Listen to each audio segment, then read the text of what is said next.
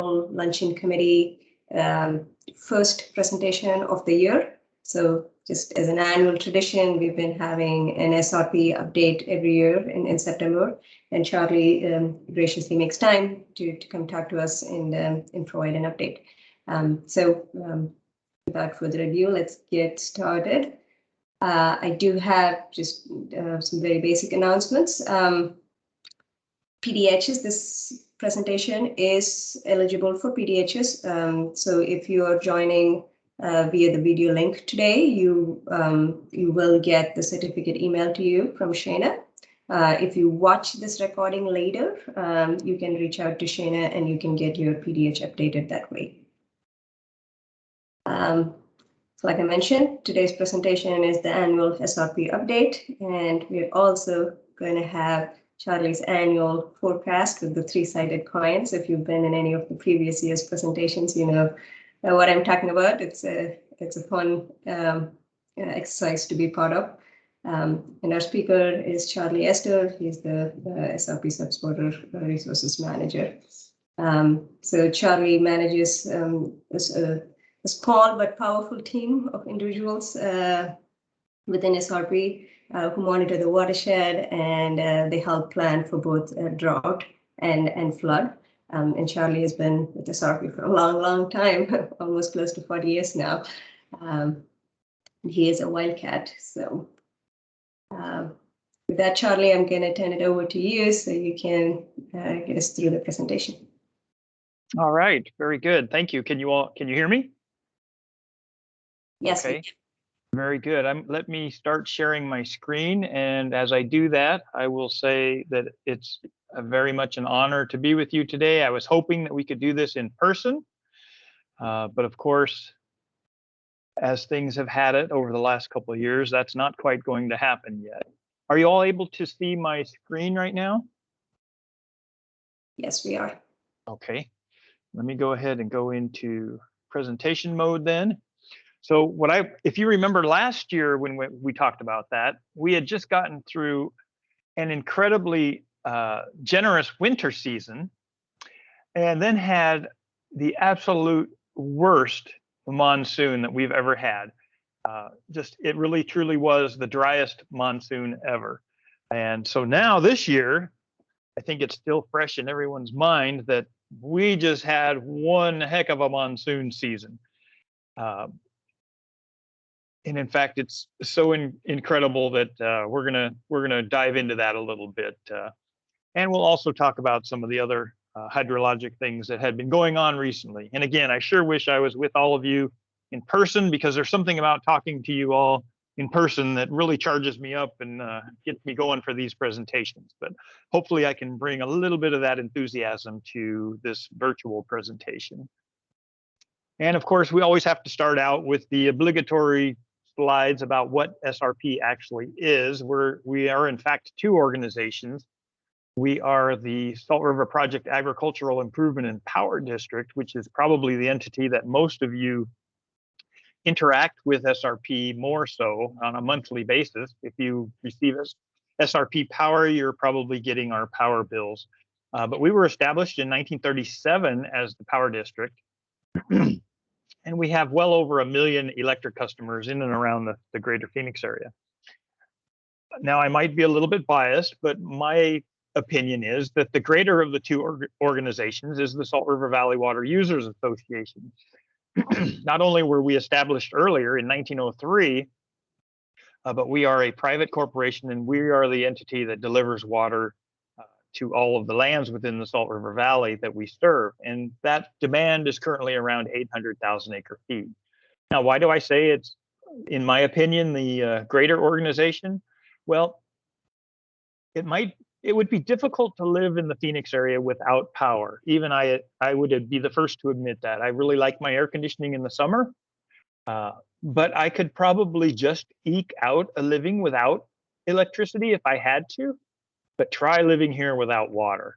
There is absolutely no way that the Phoenix area would be here without the sustainable and reliable supply of water that the Salt River Project has provided over the years. So I think water is more important.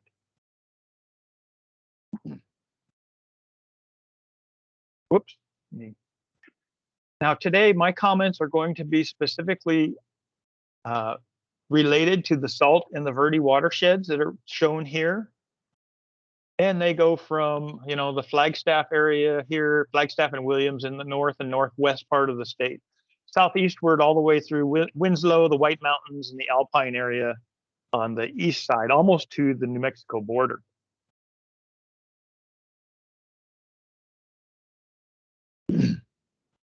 We have two reservoirs on the Verde side, and I'll have some pictures of that here in just a moment. The Horseshoe and Bartlett. And over on the salt side, we have Roosevelt and the other chain of lakes on the salt. And here's a little bit of a zoomed in view for central Arizona. We have the salt, this light tan area that you see here, tan or yellow, depending on which screen I'm looking at, with our canal system that feeds the land. Now, originally, we were an agricultural community, and these canals served farms. But today, the vast majority of our water goes to municipal water treatment plants. I'm not going to talk about the Central Arizona project. This is the canal here. And of course, the Lake Pleasant area. The Lake Pleasant is actually the body of water that CAP uses for its annual regulatory storage. And of course, there's been a great deal of information about the Colorado lately and the recently declared shortage for next year. That certainly deserves an entire presentation on its own. So I won't get into that much at all unless there are some questions regarding that. So if you look at our reservoir system sort of in a plan view, this is how it stacks up. We have C.C. Cragen here that's just off the watershed, and that's on East Clear Creek. Some of you may remember C.C. Cragen Reservoir as Blue Ridge Reservoir on the rim above Payson. Water can be pumped out of C.C. Cragen into the East Verde River that then flows into the Verde and eventually into Horseshoe and Bartlett. The reservoirs on the Verde side are very small. They combined only hold about 287,000 acre-feet of water. And then contrasted that to the salt side, Roosevelt Lake is huge. Roosevelt Lake alone can hold 70% of our total water storage capacity. And then you see the reservoirs, Apache Lake, Canyon Lake, and Sorrow Lake on down the system. Salt conservation storage is around 2 million acre-feet, contrasted with the 287,000 on the Verde. Now, what's not really shown here, it kind of gets into it right here with the safety of dams and the flood control space here. When Roosevelt is full with conservation at that 1.631 million acre-feet that you see, there's actually more available space that's held empty for flood control than there is water stored in the reservoir. So it really has a lot of empty space even when it's full, and that presents an opportunity to us that we're going to investigate in the near future, and that is the temporary storage of floodwater in that area for longer than our water control manual allows. We believe that we can increase the amount of water developed by Roosevelt Lake for use in central Arizona, without causing any jeopardy to the dam or its function. And what's amazing about that, being able to develop additional water supplies, is the infrastructure is already there. Roosevelt is built. It was completed in 1996 with the modifications. So it's already there waiting to do an extra job. So we're going to put that extra space to work here in the near future. So our little group that I'm representing today, Surface Water Resources, is really responsible for a few things. Our main thing is monitoring and forecasting of the weather, stream flow, and reservoirs. And as was mentioned, we do water supply planning as well as emergency reservoir operations. And then, of course, we help plan maintenance and operation coordination. But basically, if you just boil it down to the real nuts and bolts of it, we're constantly planning for drought. And believe it or not, even in the midst of the drought, we're preparing for floods. And every day we monitor the watershed. So even though we're in the midst of this drought that's been going on for at least 25 years for 1 degree, at 1 degree or another, every year we have our flood preparedness training. And I guarantee you And I know this people, I sometimes sound like a broken record, but I guarantee you there is a flood in our future, and it's probably not too far in the distant future. So I hope that that we're ready for it when it happens, and I can assure you that we will be, because we're constantly planning or preparing for floods as well. So now let's get into winter of 2021 as a review. And what a beautiful picture of Apache Lake with the Four Peaks area behind it. And this is probably the bad news part of the presentation today, because last winter was pretty miserable. If we look at total storage at the beginning of winter, so this represents storage in mid-November last year, we were at about 78% full, still benefiting from the wet winter we had just 6 months earlier. 78% full is pretty good. And then we had winter. And this green line, the dark green line, represents the winter of the winter of 2021 that we just got through. And notice that it doesn't follow that red line whatsoever. The red line would be the normal accumulation of precipitation during those months that are shown. We basically only had one stormy period in late January, and that was about it. It ended up being the dry, in terms of precipitation, I believe it was one of the driest winters that we'd ever had. And in terms of runoff, it was the second driest ever. And if you look at the dashed line, that was the previous driest ever in terms of precipitation. So we broke that pretty darn soundly, which is, you know, if I'm going to break precipitation records, I'd rather break them on the wet side than the dry side. Just dry is not real exciting as it is on the wet side. So let's look at a little bit about the runoff that we received during the winter last year. And if you notice, there's almost every one of those numbers in the table has an asterisk by it, which is either one asterisk is lowest inflow on record, and the two asterisks are either second or third lowest on record. So just incredibly poor runoff numbers for the Salt, the Tonto, and the Verde. Overall, if you add all those together, we had near record low inflows of 104,000 acre feet. It was the second driest. And it wasn't exactly all that much wetter than number one driest, because number one was around 102,000 acre feet. So pretty darn dry for both of them. And then looking at the water year total, so October of 20, I guess that would be 2020 to April 2021, we did have a record low inflow for that water year, 142,000 acre feet. The second driest was 2018, 147. Now we're setting a lot of records right now for dry. And last year we set a lot of records for heat. And there's been a lot of talk of, oh, this is the new normal, the drought's going to last forever. And again, as I stated earlier, I really don't believe that's the case. We're in the midst of a multi-decadal drought.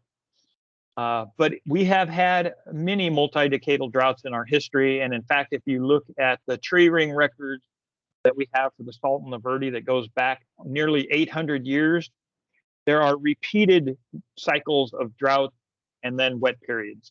The wet periods being called pluvials. We're simply in the last innings of the current drought. And one of these years, hopefully sooner than later, the drought is going to break, and we should be at that point benefiting from a few wet years and maybe even a couple decades of wet years. Of course, not all of them will be wet. Even during the drought, we've had some really wet years. So when we do get back into the next pluvial, we will also have a few dry years. But on the the greater side of things, we should have more wet years than dry years. So I'm not going to talk a little bit about too much about what's on the left of this graph, but really focus in on where reservoir storage stood on May 24th, 2021. We started the winter at 78% full. And remember, the winter is when we're supposed to be filling up, and we ended up at 72% full. So we lost 6% of our storage capacity during the winter. I mean, there's not a whole lot to say about that. But now here, let's get started on the good stuff, okay? the monsoon 2021. What an amazing change of events, especially when compared to last year. And this graph does just that. The green line, which shows 10.29 inches of precipitation, or almost 200% of normal through the middle of September, is the amount of precipitation that we received across the watershed. The dashed green line that barely shows up on this graph was last summer season. Virtually no monsoon whatsoever last year. Last year's was the driest monsoon ever in over 100 years of record that we have. And this year, believe it or not, we were 0.02 of an inch shy of having the all-time wettest July and August monsoon season. So we have back-to-back seasons of incredibly wet and dry, which really talks about climate variability that we have here in the Southwest. Anyone that lives here for any length of time knows that we do live in an extremely variable climate, and I think that just really sums it up well.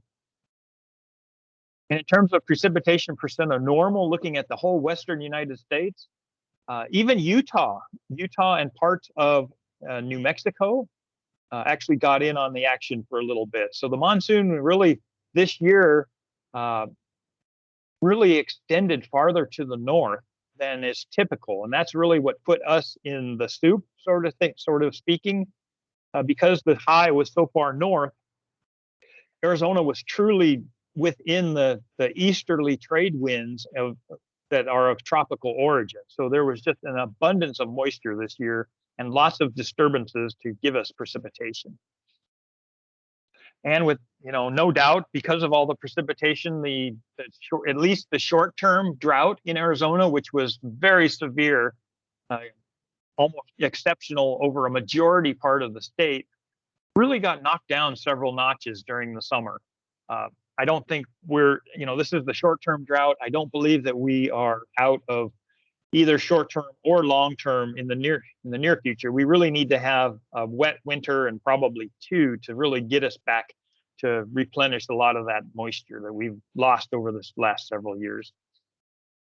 And here's kind of how the high, in a very, very generic sort of bulk sense, how the monsoon set up this year. We had two wet phases. We had a more typical wet phase where the high was centered north of Arizona, and that lasted until about mid-August or so. And then we almost switched into a fall-like pattern after mid-August and into September. Excuse me. But both of those periods produced abundant amounts of precipitation. Unfortunately, also shut off pretty quick. It seems like as soon as September got here, the rain pretty much shut down.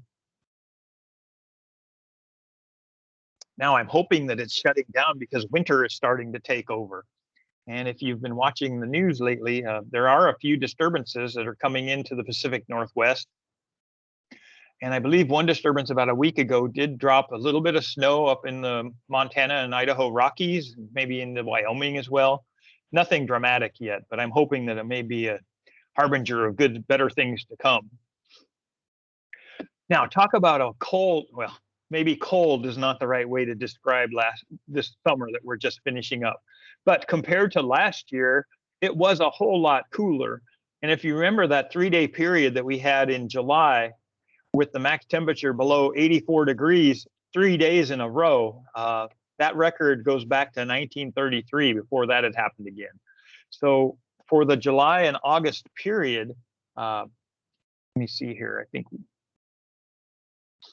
well, we ended up having a relatively cool, that was record cold, and July ended up being the coolest from 1988, I believe. So again, for those that were saying, oh, this is the new normal last year, I think we can kind of put that to rest and say, climate is highly variable, and we're going to have hot summers, we're going to have less hot summers, and we're going to have drier summers, and we're going to have wetter summers. I don't think anything has changed dramatically in that aspect. Now, looking at runoff this year compared to last year during the summer, just an amazing change of luck here. We had the third most July runoff since 1913, the seventh most July-August runoff since 1913. And this month, even though the rain shut off, we're already well above median. So combined, during July, August, and early part of September, we had almost 250,000 acre-feet of water come into the reservoirs. Contrast that to last year, when we've received just barely like 32,000 acre-feet of runoff during that whole time period. So what a change of fortune indeed. And that picture that you see there is actually of Tonto Creek, right by our gauging station. In last year, I probably should have tried to grab a photo of that from last year. It would have been absolutely bone dry. And what a difference a year makes. And what a difference a season makes in terms of reservoir storage. If you remember that graph from, was it May 8th? No, I forget now what date it was. But I pointed out that reservoir storage was 72%, and we had lost 8% or 6% during the winter season. Here we are, almost 4 months later, and we're still at the same storage level. So during our high demand time period, June, July, and August, when we're delivering the most amount of water from the reservoirs, we didn't lose any water whatsoever. In fact, we're 4,000 on this day, we're 4,000 acre-feet more full than the graph that I showed earlier. So that precipitation and rain and runoff that we received met all of our demand, as well as keeping the reservoirs flat. So pretty amazing that we did not draw the reservoir system down during the summer. Now, one thing that was not too beneficial about the heavy rain this year, unlike last year, that kind of was a good thing about being so dry, is we had several more fires this year, particularly around the Globe, Miami area. And those fires, as well as the ones from last year, the Bush and the Salt Fire, did not get a lot of rain last summer, so they did not produce flash floods. So we continued to our monitoring program on there, and we in fact increased it. We put additional cameras out on some of the creeks, as well as water quality samples. And boy, did we get some results from that. So here is a significant event on August 18th at Sycamore Creek. Now, this is Sycamore Creek, almost near the Verde River. It's about a mile upstream from the confluence of the Verde. Look at that upper picture. The stream flow, the stream is 125 yards wide, and we estimate about 8,000 cubic feet per second. Now, Cottonwood Creek below that flows directly into Saguaro Lake, so it's actually captured by the reservoir.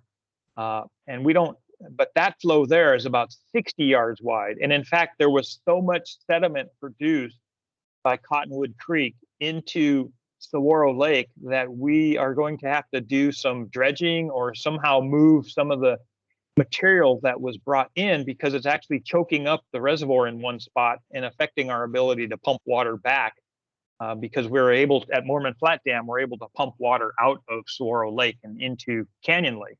Right now, we can't do that because of all the sediment that's been deposited. And then on the right-hand side is just a picture of the accumulated precipitation as estimated by radar.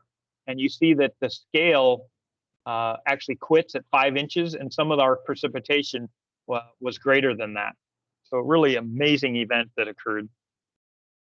Now, what's maybe not quite as voluminous, because the creek's not as big, but maybe more impactful, this is from the bushfire at a small tributary called Kitty Joe Creek.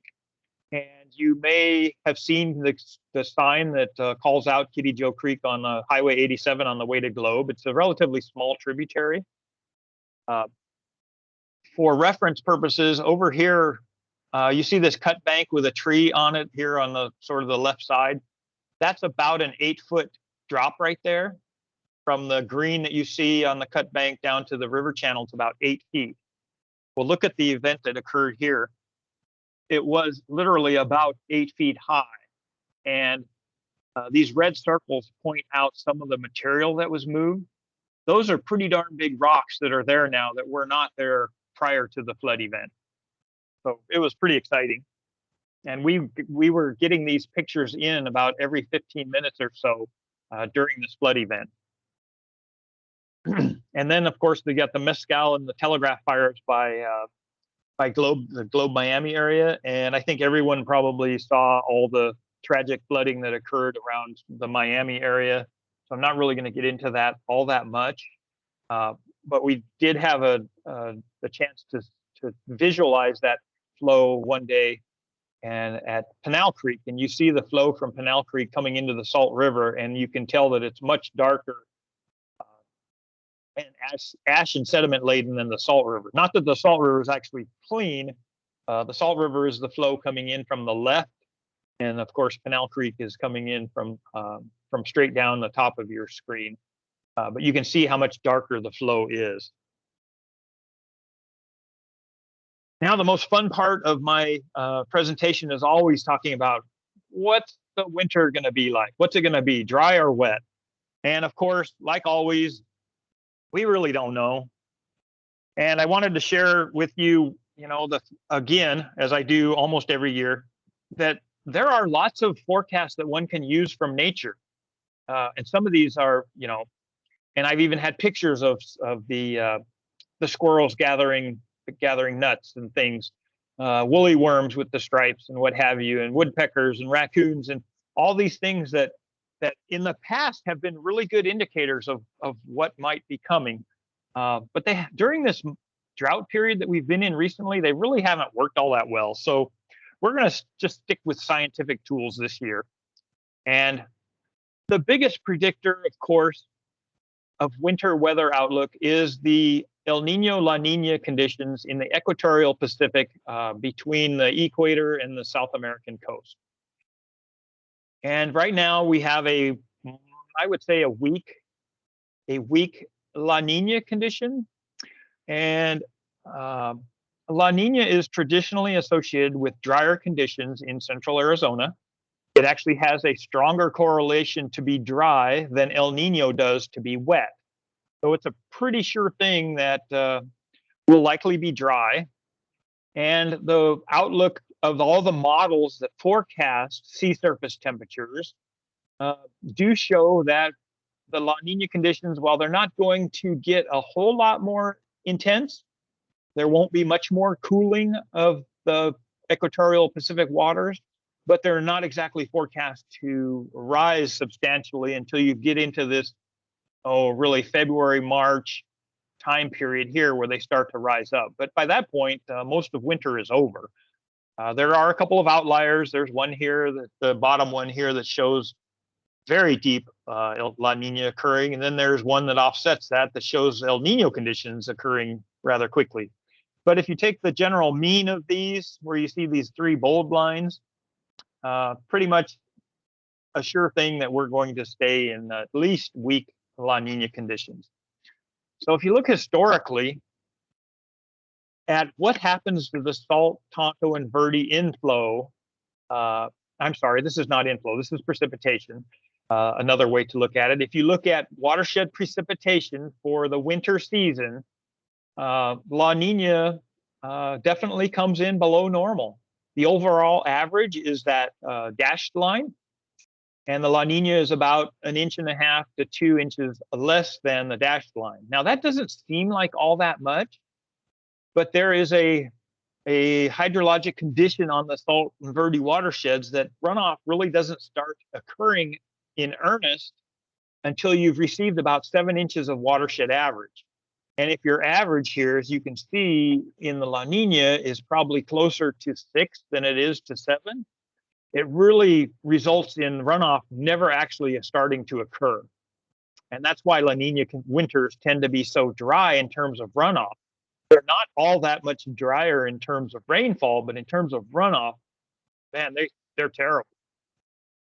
Now, there's a couple of good points here. If you see 2008, 1985, 1968, those were all La Nina years with wet winters. So maybe that could happen again. But the official forecast from the National Weather Service, this is for the time period January, February, and March, the greatest time for receiving precipitation below normal. Weather Service is not willing to go out on a limb and say, but they expect a higher probability of below normal conditions. This is actually the three-sided coin here. We've got about a 40% chance of being drier than normal, and still the 33% chance of being normal. And then you take the 7 and subtract it from the 33 for the above normal, and you come up with about a 26% chance of being above normal. So when you look at it that way, that's not all that bad. We still have a pretty good chance of being wet. And I am going to go out on the limb, okay? I might be proven wrong, but I have this strange feeling, and there's another meteorologist in our group that also has a strange feeling about this coming winter.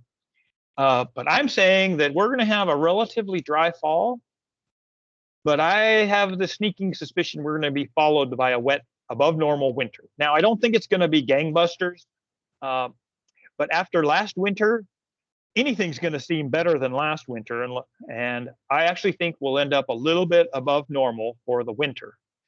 Now, having said that, and putting myself out there, I also want to end my presentation today with a little quote that predictions are very difficult to make, and especially if they are about the future. So we're still going to be planning for drought, but we're also going to still be preparing for a flood event. And that would be the extent of my presentation today. Again, I wish I had been with all of you in person, not only to share a great lunch, but to have some good conversation and just talk about what we all think is so wonderful, and that's water in Central Arizona. So thank you very much.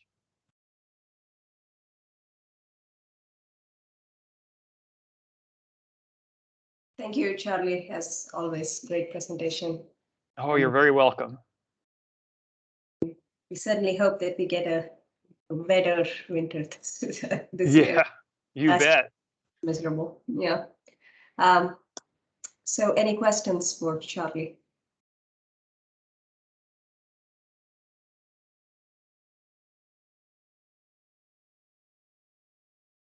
All right, since everybody's quiet, I'll ask the first question. Okay. So obviously the shortage declaration on the Colorado has been in the news and has been on everybody's mind here, Charlie. Can you talk about drought and shortage from the perspective of SRP? Yes.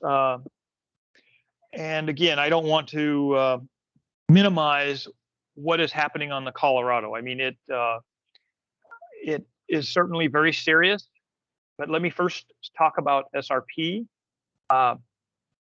We will have very little impact to SRP from the shortage declaration on the Colorado. And in fact, SRP is actually going to loan some water to the Central Arizona project, and upwards of 50,000 acre feet of water that they can use to deliver as they see fit, and they would not be required to pay that back to us for, I believe, up to 5 years. So hopefully conditions change on the Colorado in that time. So we're doing our part to help out a bad situation. But in terms of the impact of the shortage on SRP, because we do not receive CAP water as part of our supply, and our reservoir system is currently in pretty good shape, we're not anticipating any impact from the shortage declaration. Now, we have customers in common. Several of our cities they take SRP water and CAP water. So there is an opportunity, there's a chance there that their demand for our own water may go up, and we'll certainly be there to meet those demands. Now, on the Colorado itself, the shortage that's declared this year will impact Pinal County farming the greatest. There won't be any impacts or any cutbacks to municipal water uses this year on the Colorado. But that's not to say that I've seen some of the graphs that project what Lake Mead conditions could be 2 or 3 years out. And unless the winter unless we turn wet and start getting some decent rain and snow in the Colorado Rockies, it's likely that that conditions will get worse on the Colorado, and we may go into even tier 2 shortages, which at some point will definitely impact the city water demand. And I think I saw a couple other questions pop up, so I'd be happy to jump into those too. Sure, Charlie. I don't know if you're able to see that on your screen, but I can read them for you. So these questions are from Lisa Jackson. So her first question is, what are plans to deal with the sediment load from the stormwater and especially flows over fire damaged areas? Are there any restrictions on TOC impacts? Okay. So we actually had an agreement with Central Arizona Project this year. Actually, we had it last year also, but we were not able to need it because there was no impact. There were no rains on the fire areas. But Lisa is very correct that rain, heavy rain in particular on these fire scars, produces a tremendous amount of sediment load. And much of that inflow, like I showed you from Sycamore Creek, flows in below the reservoir. So that water went directly to Granite Reef Dam and was, going to be diverted into the canal system. What we did is we diverted as little as possible into the canal system, and then we took delivery of Central Arizona Project water, which is not impacted by storm runoff. So it's very clear, sediment-free water, and we were able to mix those two sources to reduce the turbidity of the water that was going to our water treatment plants.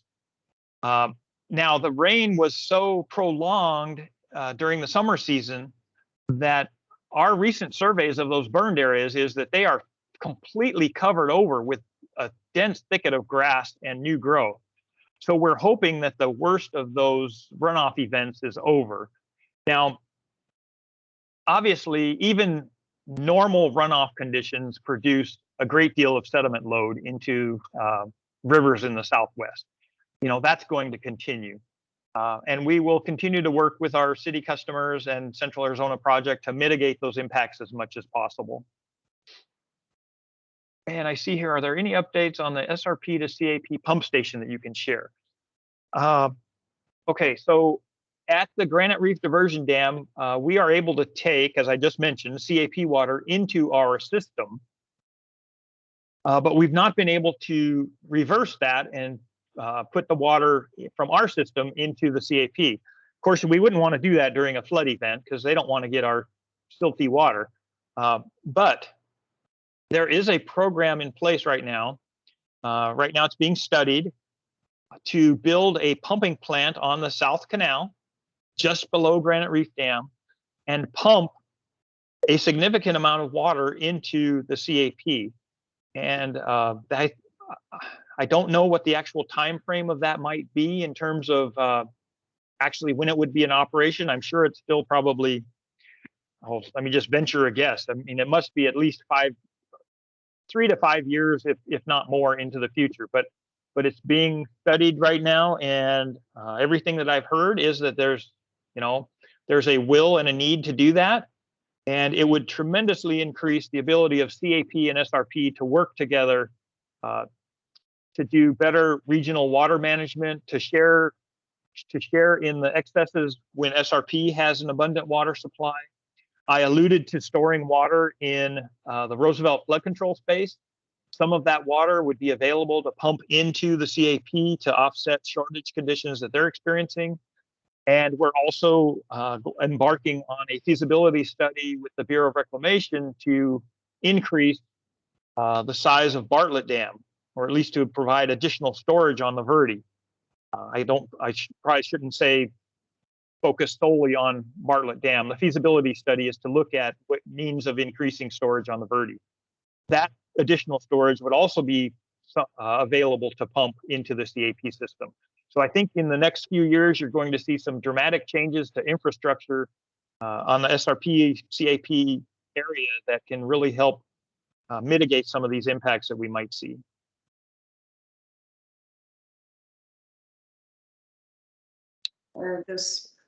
Those are great projects. It takes great foresight to be planning for those. So we're looking forward to them.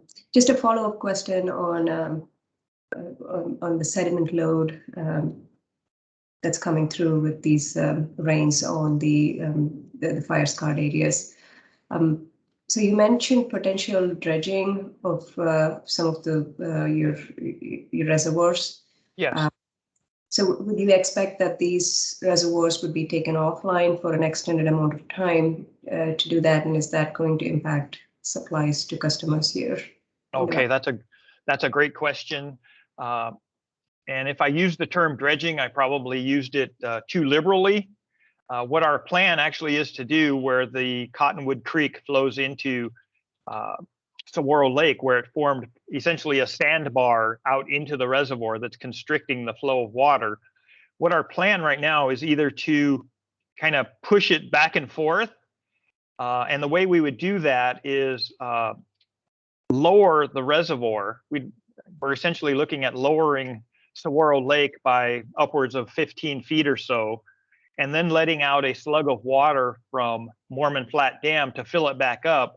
But what it would do is produce some significant flow velocities right at that constriction and pretty much just erode the sandbar downstream a ways to open it up a little bit. We would not actually have a dredge in there removing the material, because then you'd have to deal with where do you put it, and you would need a permit and all of that. We're essentially just going to leave it in the reservoir, but move it around a little bit. Yeah, that makes sense. So thanks for clarifying that, Charlie. Yeah, so there would be no impact to water supplies when we're doing that. Sure. Are there any other questions from the audience? Looks like Lisa's typing something.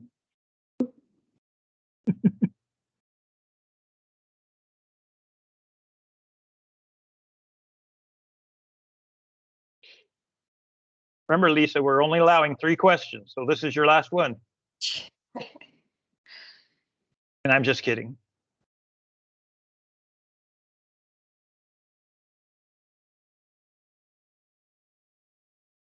Oh, she's okay.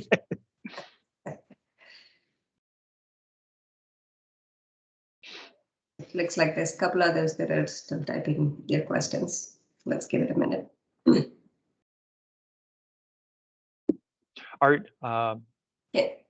I was just going to say, do they have to type them, or could they ask the question? They can ask the question, and you should be able to unmute yourselves and talk.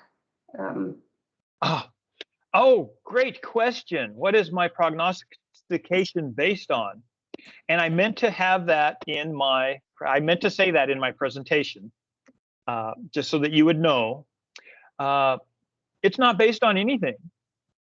It's really based on a wish above anything else. I am sick and tired of this drought that goes on forever, and I would really like to get into some wet years.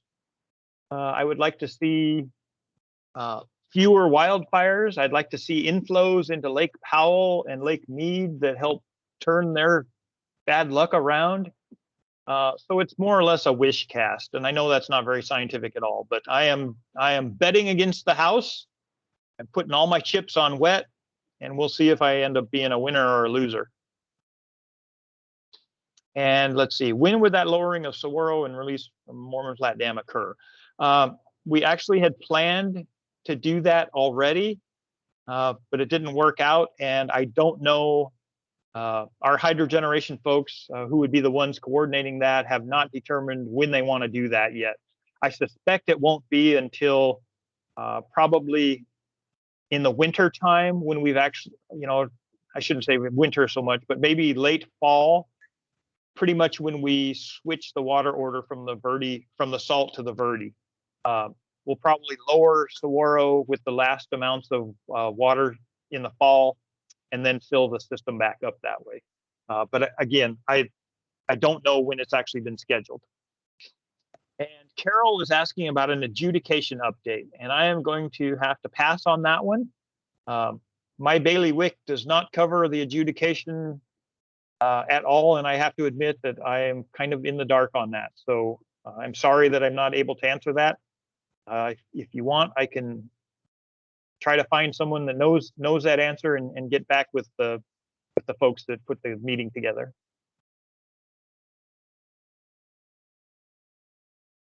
Okay, that would be great. Thank you, Charlie. Okay.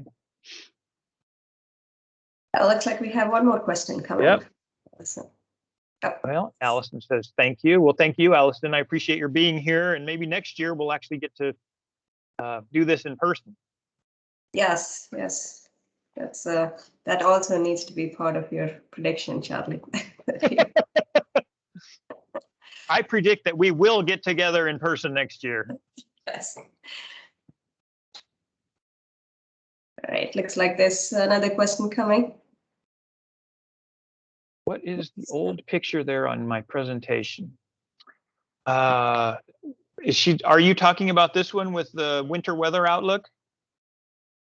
Looks like it. Okay. Those are what were once thought to be cloud seeding generators. And what they would do is they would build a little fire under these and produce, it's basically snake oil, but they would build a little fire under here and generate smoke, and they were selling it to local farmers as ways of generating rain. And it did not work. But what, believe it or not, these earlier snake oil salesmen that were touting the ability to make rain were actually what you would say were like amateur meteorologists. And they had a keen eye on the weather. And what they would do is when they would notice that, hey, I think it's going to rain today, they would go out and say, I can make it rain. And they would show the farmers this and be able to then take advantage of them. That's very interesting. Can you bring up the slide? Sure. Yeah, I didn't know it was still being shown. So, whoops, wrong one. In fact, so yeah, they would build, you can see they would build a little fire under here. Each one of these has a little base under it. And they would put something in here that smokes like crazy, and the smoke would come out of the top, and they would claim that, okay, all this smoke's going to get up into the clouds and make it rain.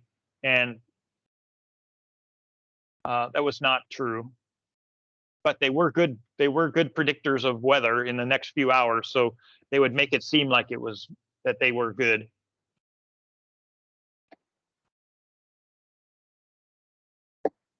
Nice. Yeah, those weren't actually those were 2 slides from my presentation last year, and I decided not to show those again this year. But here they are again.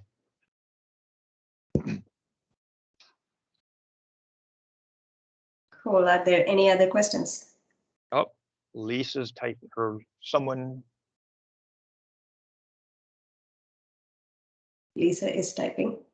And just as a question to the audience, I wanted to know if you are able to unmute and speak, or is there, because I'm seeing on my screen the ability, all the buttons that typically come up with Teams, and I'm able to unmute and talk. Not sure if that's the case with everybody or not. Oh, we can. We're just shy. Oh, don't be shy. Thanks, Shirley. All right, that's good to know. All right, looks like there's no other questions. So again, thank you, Charlie, for talking to us today. Oh, you're very welcome. I always enjoy being here with you. Yep, we enjoy your presentation too.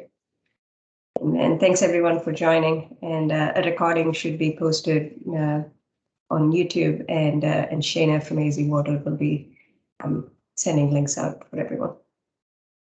And thank you. Have a great day. Bye. All right. Bye-bye, everyone.